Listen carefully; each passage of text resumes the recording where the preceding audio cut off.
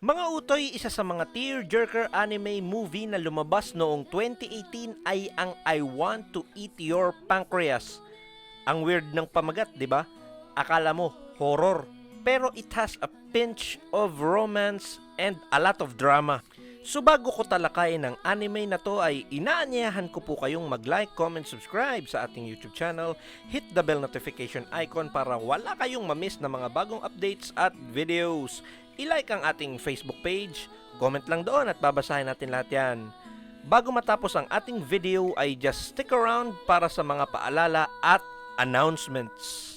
So yan mga utoy, ang I Want to Eat Your Pancreas ay tungkol sa isang lalaking bookworm na nakapulot ng diary na may title na Living with Dying sa isang ospital.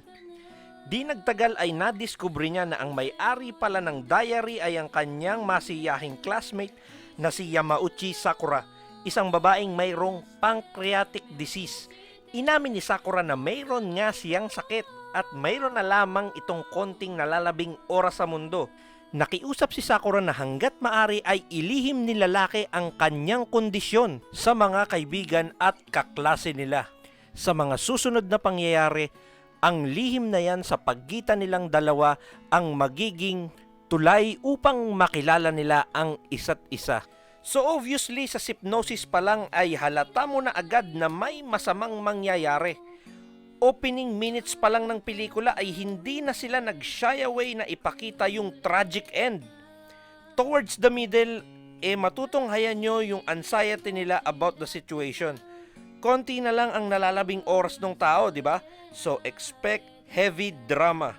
Bukod doon ay meron pa itong heartbreaking twist na sabi nga ng iba ay unnecessary na kasi ay mamamatay din naman.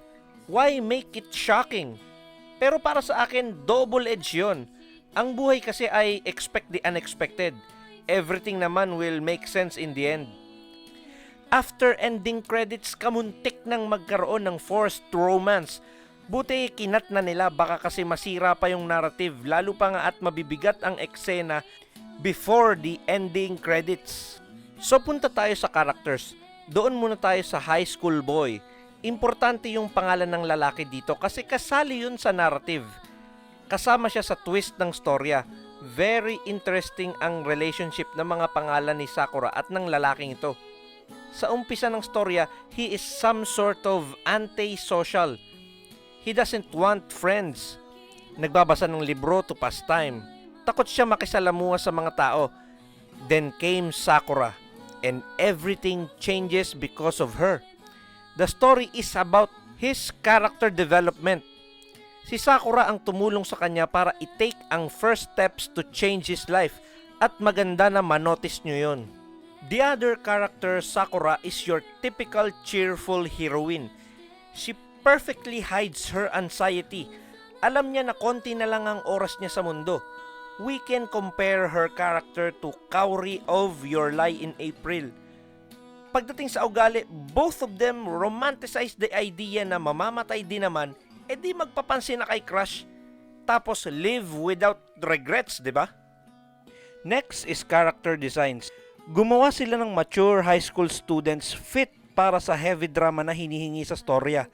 Walang color schemes ang mga characters, which is good kasi it would make it less dramatic.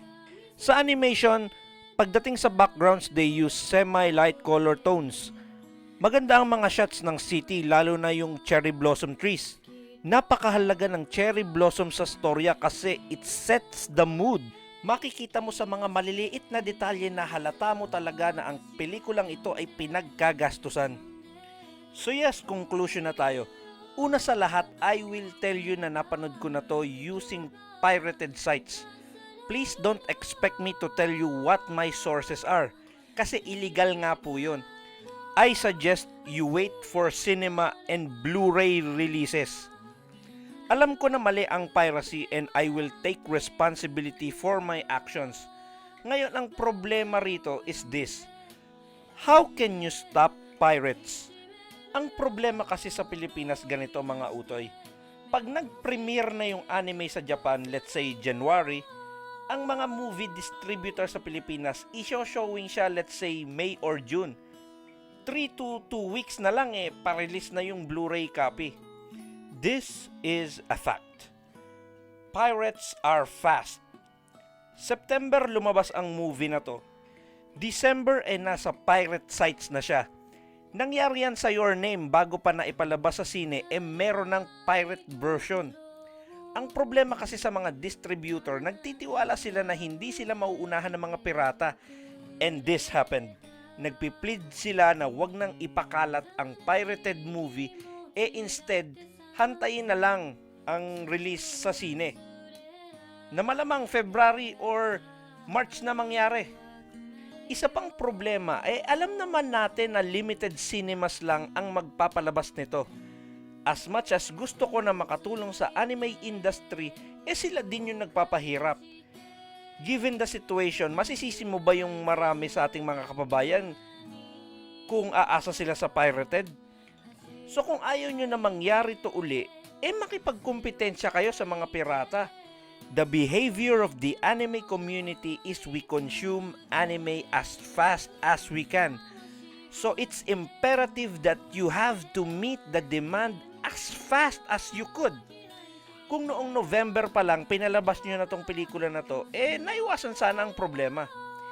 Ipapalabas nyo rin naman pala sa Pilipinas, bakit di nyo pa inagahan? Willing naman kami gumastos Alam nyo yun. Hindi na sana aabot sa ganito kasi babagal-bagal kayo. Hindi ako pabor sa pamimirata. It's a fact na mayroong pirata, so we have to deal with it. Hindi pa natin sila kayang pigilan sa ngayon, and the realistic approach para matalo mo sila ay compete on how fast they can produce pirated copies. Now let's back to the movie I Want to Eat Your Pancreas. Hindi maiiwasan na makumpara ito sa Your Lie in April.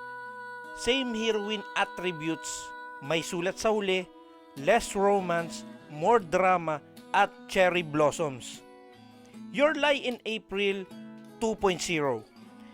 This movie will give you a good cry if mababa lang ang luha mo. Madaling maintindihan ang gusto sabihin ng pelikula na live without regrets. Kasi life will suddenly give you twists and turns. So live your life to the fullest. Another is, huwag tayo matakot na lumabas sa shell natin. We need other people.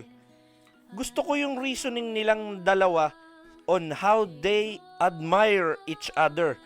Gusto ni lalaki si Sakura kasi magiliw siya sa mga tao. Si Sakura naman gusto niya si lalaki because of his independence. They are a perfect couple and let us leave it like that. So yan mga utoy, nagustuhan nyo ba ang ating video? Kung happy naman kayo ay share the happiness, share this video. About sa announcement, I will have a live streaming event dito sa ating YouTube channel sa January 5, 2019. We will talk about anime, entertain some questions, and shoutouts. So yan, muli po ito ang inyong Kuya Utoy. Palagi tayong manood ng anime, palaganapin natin ang anime culture hanggang sa muli.